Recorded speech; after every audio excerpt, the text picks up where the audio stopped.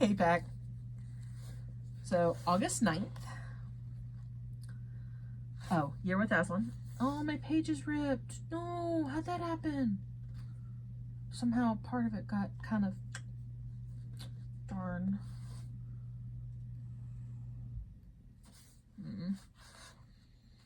It's not ripped much, but I don't like that it's ripped at all, because it makes it more likely to tear later. Oh well. August 9th. The stars never lie. Now, Runewit, said the king, do you bring us more news of Aslan? Runewit looked very grave, frowning a little. Sire, he said, you know how long I have lived and studied the stars, for we centaurs live longer than you men, and even longer than your kind, unicorn. Never in all my days have I seen such terrible things written in the skies as there have been nightly since this year began. The stars say nothing of the coming of Aslan, nor of peace, nor of joy. I know by my art that there have not been such disastrous conjunctions of the planets for 500 years. It was already in my mind to come and warn your majesty that some great evil hangs over Narnia. But last night the rumor reached me that Aslan is abroad in Narnia. Sire, do not believe this tale. It cannot be. The stars never lie, but men and beasts do. If Aslan were really coming to Narnia, the sky would have foretold it. If he were really come, all the most gracious stars would be assembled in his honor. It is all a lie.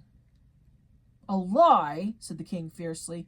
What creature in Narnia or in all of this world would dare to lie in such a manner? And without knowing it, he had laid his hand on his sword hilt. That I know not, Lord King, said the centaur, but I know there are liars on earth, that are none among the stars.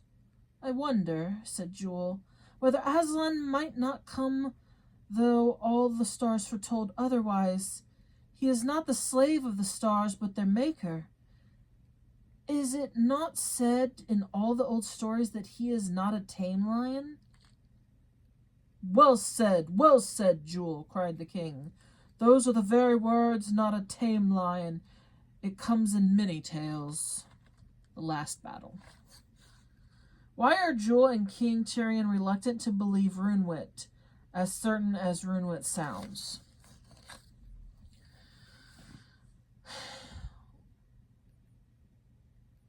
I mean, do they have any, evidence that this guy's been right before? Because I could see that being a main reason why they don't trust him. But if he's, said, the stars say this, and it happened, then they should believe him, But I think they're also just desperate for Aslan to come back, and that's all they want. And so, I think that's why. Hoping against hope, as they say. Is there something you trust as Runewit trusts the stars? God. Yeah. As I've made very clear in various videos, I am a Christian. So I trust that people can be bad, but God is good. And, people can argue with me about that, but it's so say your dad or your mom is known by other people and they see them in a harsh light, but you're their child, and instead of agreeing with them about this whatever judgment that they have towards your parent, you see them with love and compassion, and you actually know the motives behind their actions and the words they said, so you know that they're not being judged fairly. But you can't convince them because they don't have a relationship with your parent. You do. I think it's the same way with many believers, Christians, and God, is we have a relationship with him, and we don't always understand why he does what he does, But, I mean, he sent his son to literally die for me, so I think I can afford him some trust.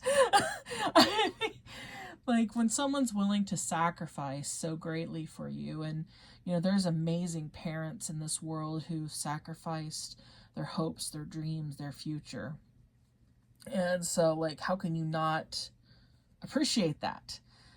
And, you know, to die for the sake of others is one of the most noble and honorable things.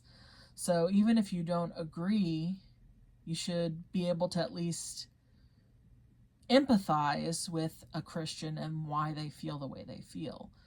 And it has nothing to do with us not, you know, being smart or any of that stuff. It's we see things from a different perspective because we've built a relationship. And sometimes there is blind faith. And blind faith can be repaid. But there's also faith in knowing someone's character. And, you know, have you ever believed that someone would do something just like, you know, Aslan here, you know, like, he's not a tame lion, but he's good. And so they know that. They believe that. And so if Aslan's coming back, it's a good thing. It's not a bad thing.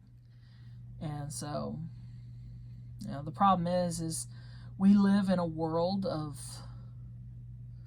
free will. And free will kind of ruins everything. I mean, I'm glad for free will because I don't want to be a slave. I don't want to be a robot. I want to have my own choice. But free will also messes a lot up. And it's one of the best and worst gifts we have. So, you know. Gosh, sorry, my eyes bother me. But that's it. I don't know if I answered that very good. But until next time, out the moon. Bye.